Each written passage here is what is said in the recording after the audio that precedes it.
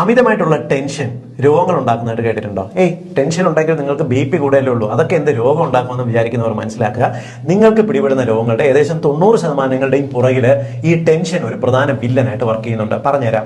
നിങ്ങൾക്ക് വിട്ടുമാറാതെ allergic reaction ഉണ്ടെന്നിരിക്കട്ടെ, അത് ടെൻഷൻ കൊണ്ട് സംഭവിച്ചു എന്ന് വരാം. നിങ്ങൾക്ക് അമിതവണ്ണം ഉണ്ടെങ്കിലും ടെൻഷൻ കൊണ്ട് സംഭവിച്ചു എന്ന് വരാം.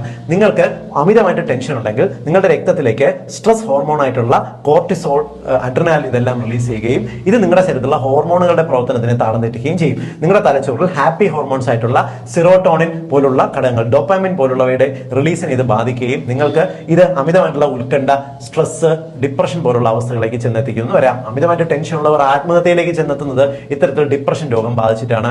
ഇത് നിങ്ങളുടെ ശരീരത്തിനെ ബാധിക്കുന്നതിന്റെ ഭാഗമായിട്ട് നിങ്ങളുടെ ശരീരത്തിന്റെ പല ഭാഗത്തും വിട്ടുമാറാതെ വേദന വന്നു വരാം. കഴുത്തിന്റെ ഭാഗത്ത് വേദന, ശരീരത്തിന്റെ പല ഭാഗത്തും വിട്ടുമാറാത്ത വേദന, ജോയിന്റ്സിന് വേദന, തലവേദന വിട്ടുമാറാതെ നിൽക്കുന്നതിനും എല്ലാം ടെൻഷൻ ഒരു പ്രധാന കാരണമാണ്. ചിലർക്ക് നെഞ്ചിന്റെ ഭാഗത്ത് അമിതമായ വേദന, ശ്വാസം എടുക്കുമ്പോഴോ തുമ്മുമ്പോഴോ എല്ലാം കൊളുത്തി പിടിക്കുന്ന പോലെ വേദന വരുന്നില്ലേ?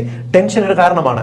നിങ്ങൾക്ക് ഈ വയറിനകത്ത് അമിതമായി അസിഡിറ്റി, നെഞ്ചരിച്ചിൽ, പൊടിച്ചതായിട്ടുണ്ടെങ്കിലോ അതിനും ടെൻഷൻ ഒരു കാരണമാണ്. ടെൻഷൻ ഉള്ളവർക്ക് കഴിക്കുന്ന ഭക്ഷണം ശരിയായിട്ട് അടുത്ത ഭാഗത്തേക്ക് പോയി എന്ന് വരില്ല, വയറിൽ കിടന്ന് കുളിച്ചു തകട്ടി വരാൻ കാരണമാകും. കുടലിന്റെ മൂവ്മെന്റ് സ്ലോ ആകുന്നത് കൊണ്ട് നിങ്ങൾക്ക് പൈൽസ്, മലബന്ധം, ഫിഷർ പോലുള്ള അവസ്ഥകൾ, കോൺസ്റ്റിപ്പേഷൻ വിട്ടുമാറാതെ വരുന്നതിന് കാരണമാകും. ചിലർക്ക് കുടലിന്റെ സ്പീഡ് കൂടുന്നതിന് ഈ ടെൻഷൻ ഒരു കാരണമാണ്. അതുകൊണ്ട് എന്ത് സംഭവിക്കും? ഭക്ഷണം കഴിച്ച് അപ്പം തന്നെ ടോയ്ലറ്റിലേക്ക് വിടും. IBS പോലുള്ള ലക്ഷണങ്ങൾ കാണിച്ചു എന്ന് വരാം.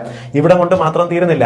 കുടലിനകത്ത് ജീവിക്കുന്ന ബെനിഫിഷ്യൽ ആയിട്ടുള്ള ബാക്ടീരിയകളുണ്ട്. ഈ ബാക്ടീരിയകളുടെ പ്രൊഡക്ഷനെ കുറച്ച് ചീത്ത ബാക്ടീരിയകൾ വർദ്ധിക്കുന്നതിന് ഈ ടെൻഷൻ ഒരു കാരണമാണ്. അതുകൊണ്ട് എന്ത് സംഭവിക്കും? നിങ്ങളുടെ രോഗപ്രതിരോധ ശേഷി വല്ലാണ്ട് കുറയും, അലർജി വല്ലാണ്ട് കൂടും.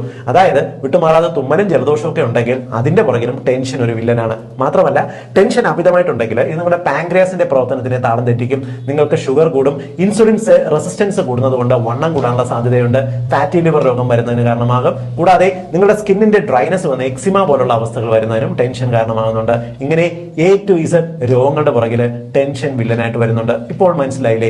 അമിതമായിട്ട് ടെൻഷനുള്ള, രാത്രി ഉറങ്ങാതിരിക്കുന്ന, ചെറിയ കാര്യങ്ങൾക്ക് വരെ ദേഷ്യപ്പെടുന്ന, പെട്ടെന്ന് വെപ്രാളം വരുന്ന ആൾക്കാരുടെ അറിവിലേക്കായിട്ട് നിങ്ങൾ ഇതൊന്ന് ഷെയർ ചെയ്തോളൂ.